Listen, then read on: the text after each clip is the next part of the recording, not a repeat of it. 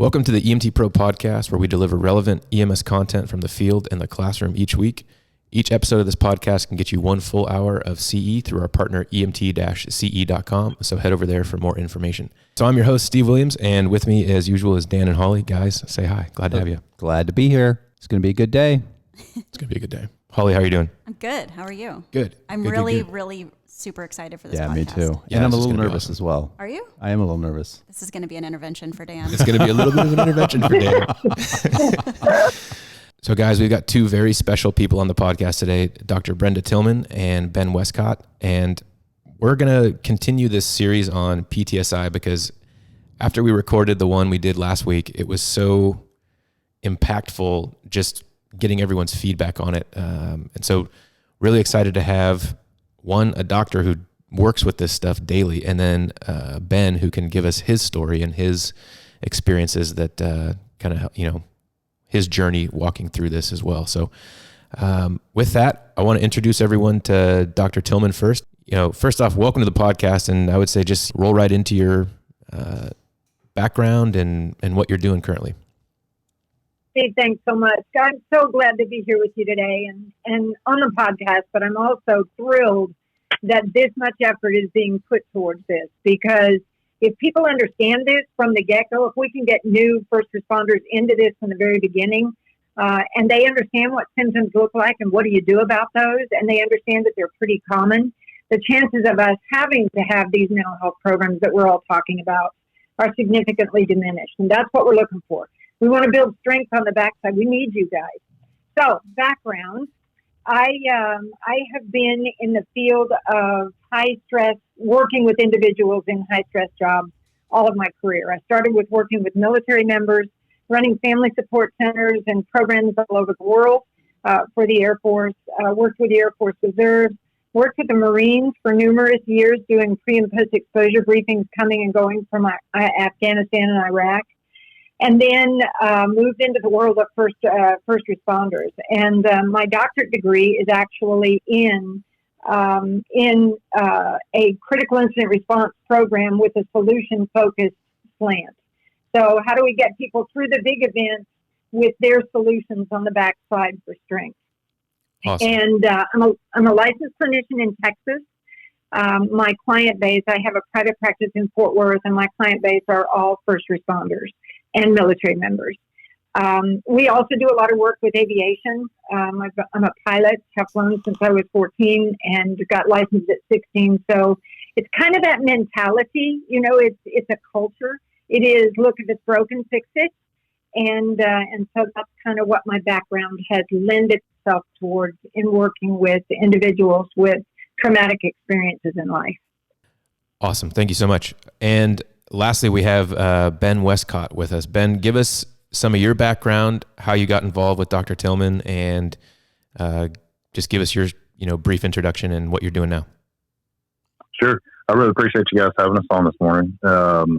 I've got 16 years as a firefighter paramedic, and it's kind of gone across anything from rural to suburban type departments. I work currently at the City of Hurst Fire Department, which is in the mid-cities right between Dallas and Fort Worth. The way that I got into this is I started having my own problems. I started experiencing a bunch of symptoms of PTSI, and I finally reached out for help, and that's how I met Dr. Tillman. So after I got myself straightened out and got back to living normal life, it really hit me, that I think that I could talk with guys just like me, because I know guys like me, and that's kind of what put me in this direction and started doing the training. Mm-hmm. That's awesome. Well, I'm really excited to hear your story. I have a feeling that listening to you talk, we're going to have a lot of similarities just in some of the brief things that I know about you and some of the stuff you've gone through. So excited to chat with you more. But let's talk to Dr. Tillman first and kind of start there, and then we'll kind of move into your case story, Ben, and kind of go that route. Does that sound good? Sounds perfect. Awesome. So, Dr. Tillman, real quick, PTSD, PTSI, we talked about it briefly last week. Was that correct? The differentiation between the two terms and kind of the newness of PTSI being used? Yeah, Steve, it was, the information you provided was great. I mean, it's great information. It is a little confusing because in the clinical world, we've got a manual that's called the Diagnostic and Statistical Manual 5 that has a diagnosis of PTSD in it. The problem is PTSI has not been added to that diagnostic manual. And there's a movement happening now where a lot of people are saying, PTSD is a psychiatric disorder, whereas PTSI, injury, means that you've experienced something and physiologically you're responding to it, right? Mm-hmm. Okay, so your body, your brain, everything is responding to it in a way that we just don't teach people. We don't teach people that that's pretty common. Your brain is telling you something, do something with it. And so PTSI is such a better diagnosis than a PTSD diagnosis would be for individuals who have experienced extreme trauma and are working through it. So yes, it was great information. Awesome. And so how long has the term PTSI been used, or has it been around? Because it seems like it's fairly new. And like you said, it's not currently in that diagnosis manual. So is that something that the industry is moving towards? It's so funny. Years ago, we got Readiness. Our company got a contract to work with the Marine side of the house, coming and going from Iraq and Afghanistan. And General Mattis was in charge of the Marines at that time, and he was using that term. He said, this is not a disorder that these guys are having. And this was back in, during the initial stages of the war, Desert Storm, all of those types of things. So it's been years. They've been looking at this for years. And the push has been that if you're injured, you're injured. And that's why the military are the huge driving force for this change. If you're injured, I don't care whether it's mentally or physically, you're injured. And so but it's been years. They've been looking at this for years. It is just now really getting to a point where the committee has opened up a research element of this to say, okay, how many people are looking at this? What is this? And Steve, and you talked about it on the last podcast, and Holly and Dan, you guys also added to this. There's a stigma associated with, if I get diagnosed with PTSD, what does that mean? Mm-hmm. And daily, I get things from firefighters and police officers, weapon carrying pilots. If I go in, are they going to diagnose me with something that's going to diminish my chances of being able to do my job? Mm-hmm. And so if by chance you have to say yes, then them going in is probably completely eliminated. So it's a long time. It's been a while, and we're finally getting to a point. Hearing you say that yesterday was very exciting for me, because we're getting to a point where the general public is using it. Mm-hmm. Hey, I got a question for you, Brenda. But we can't use it for, Steve, we can't use it for insurance, right? Because it's not a diagnosis in the DSM. So that's kind of something to remember too. Very true. So this is kind of a goofy question, but will PTSI, can that progress to PTSD? Do you understand what I mean? So, here is, yes and no, because they truly are combined, right? PTSD, the way the DSM-5 has it set up is day 1 to day 30. If you go in with symptoms of post-traumatic stress, then you've got acute stress disorder, you've got adjustment disorder, you've got some of the other things that are in the diagnostic manual.